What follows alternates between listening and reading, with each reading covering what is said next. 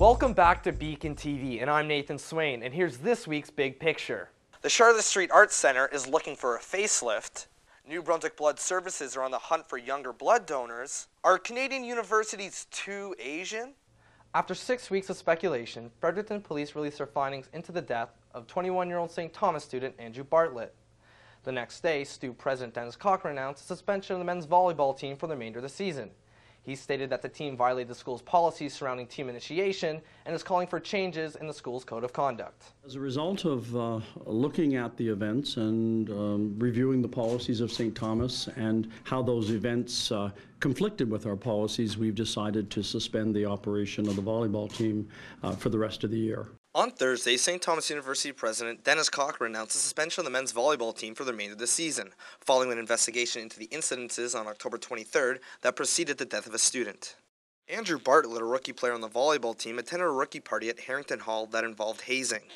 Volleyball players were led down the hallway in costumes while being taunted and jeered at by onlooking students. Bartlett was later found dead in the stairwell of his Montgomery Street apartment in the early morning on October 24th. On December 8th, Fredericton police confirmed the cause of death was a result of an accidental fall. As no details on Bartlett's blood alcohol level were released, the police did indicate that alcohol was a factor. What we're looking at, again, is a young person who was out. Clearly drinking was involved, alcohol was involved, and unfortunately it led to an accidental fall, which is, again, why we're here today. In a social environment, in a university environment, be it academic or athletic, that they have a responsibility to behave in a certain way. They have a responsibility to respect each other and respect each other's differences. And we're going to try to continue to emphasize that with our students, and not just in the field of athletics. I think parents would expect nothing less of St. Thomas, and we're certainly going to deliver nothing less. Well, I feel it's unfortunate that they had to cancel the season, but really, when such a tragedy happens, there's not that much choice. Really, it's a disappointment, but I guess it's something that had to be done, I guess. I think it's absolutely appropriate. Hazing's not okay. It's unfair to new players. The team will not face any academic penalties, but will require to attend a session on responsible drinking, as well as organizing volleyball clinics for high school students. A letter will be placed in each player's academic and athletic file until those conditions are met. I'm Nathan Swain, reporting for the New Brunswick Beacon. Over a month ago, Maclean's magazine published an article entitled Too Asian. It looked at the growing Asian population amongst Canadian universities and the growing resentment between some non-Asian students and even university administrators over the demographic of their student makeup. Matt Chirico hit up the St. Thomas University campus to see what all the speculation was about. Maclean's magazine asked if some Canadian universities are too Asian in its yearly issue that examines universities. They present several stereotypes about Asian students, saying they're focused on their studies and not on the social scene, while non-Asian students spend more of their time socializing. It concludes that Asian students are snatching up spots in universities on the basis of merit and leaving their non-Asian students in the dust. Some have called the article xenophobic, inaccurate, and even racist. The article cites a few students who believe a school's race has become a part of the consideration of where to go to school. Devika Dali is from India and is the president of the STU International Students Association. She wrote a column in the Equinian in response to the Maclean's article. The first thought that came to mind was it doesn't make sense. It's not about being too Asian. Like, I understand that they're very serious about their work and they're very dedicated, but that is why they are in the top spots, not because they're Asian. Like, that has nothing to do with it. The term Asian is used in reference to both Asian Canadians and international students from Asia in this article. It's like that's the biggest thing before you get a job, you know, graduate from like university or grad school kind of thing. There's only one way to judge you. You're good or bad. That's your academic part. Lucas is one of a handful of Chinese students at St. Thomas. He says he's experienced some stereotyping since coming to Canada, but never on campus. The Maclean's article provoked considerable backlash within the university community. Maclean's pulled it off the web and then reposted it later with a new headline, this time calling it the enrollment controversy. Maclean's linked an official statement to the story responding to the criticism, saying, quote, "Some comments we've seen have suggested that by publishing this article, Maclean's views Canadian universities as being too Asian, or that we hold a negative view of Asian students. Nothing could be further from the truth." It goes on to say, "We find the trend toward race-based admission policies in some American schools to be deplorable. Our article notes that Canadian universities select students regardless of race or creed. Merit should be the sole criteria for entrance to higher education in Canada." Issues involving race have never been easy to cover for journalists. Maclean says their annual university rankings issue is both their most popular and the one that sparks the most discussion, but they never intend for it to offend anyone. For the New Brunswick Beacon, I'm Matt Chirico. Perfect. Even though my artwork might not see the light of day in the Charlotte Street Arts Centre, since opening its doors 5 years ago, it's been home to performers and artists of all kinds. But something's stopping patrons who wish to enjoy the arts. Lily Boisson has more with this story. There are big plans in store for the Charlotte Street Arts Centre. Erica Sullivan says the board is currently fundraising for $1 million expansion. The problem? Stairs. Hundreds of old creaky steps make it difficult to access the center's second and third floors. An existing one-person chairlift isn't enough. When the architects had designed this 1884 section in the front of the building and then the later 1917 section, accessibility was not something that they would have had in their mind at that time. So that is something that we are working towards expanding to accommodate absolutely everyone.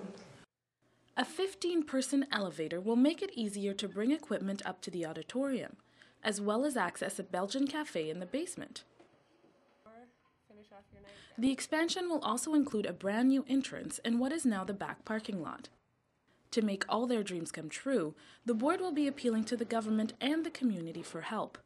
For the New Brunswick Beacon, I'm Lily Boisson.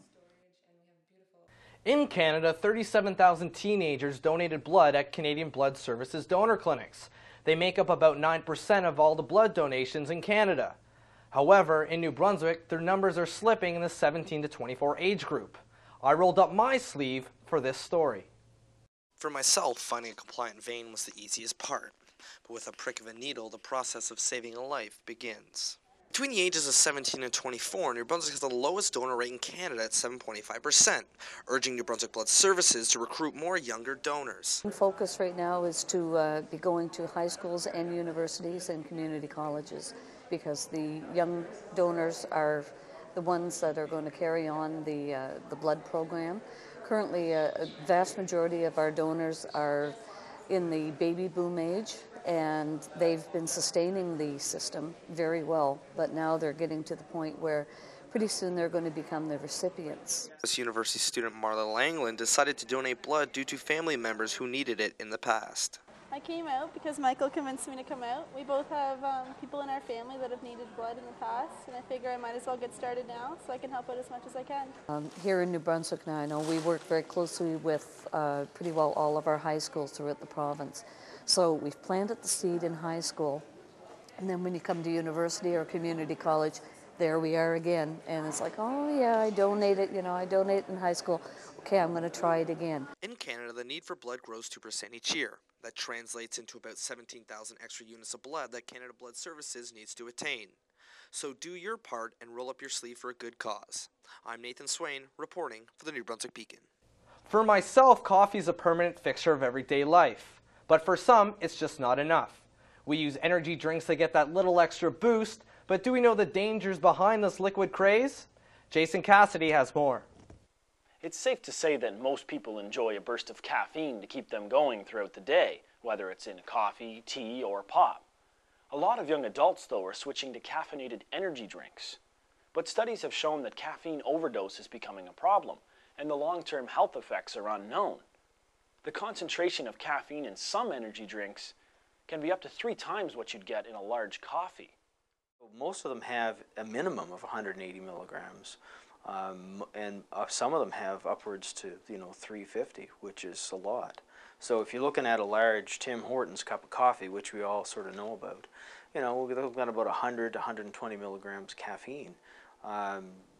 One small Red Bull has got 120 milligrams caffeine. It's the very same. And so, but if you're drinking some of those double-sized ones, which most people are, so there's a lot of in that market, you're doubling that, so it's kind of like 2 large coffees. And some individuals, will have more than one of those in the run of a day, and maybe several. Advertising campaigns have targeted young men with name brands like Full Throttle, Amp Energy, and Monster, almost in an attempt to appeal to their masculinity. Their logos are plastered all over extreme sporting events like mixed martial arts and ultimate fighting championships. These drinks can be beneficial in small amounts, but Dr. Young says they become problematic when people start substituting them for water or mixing them with drinks like alcohol.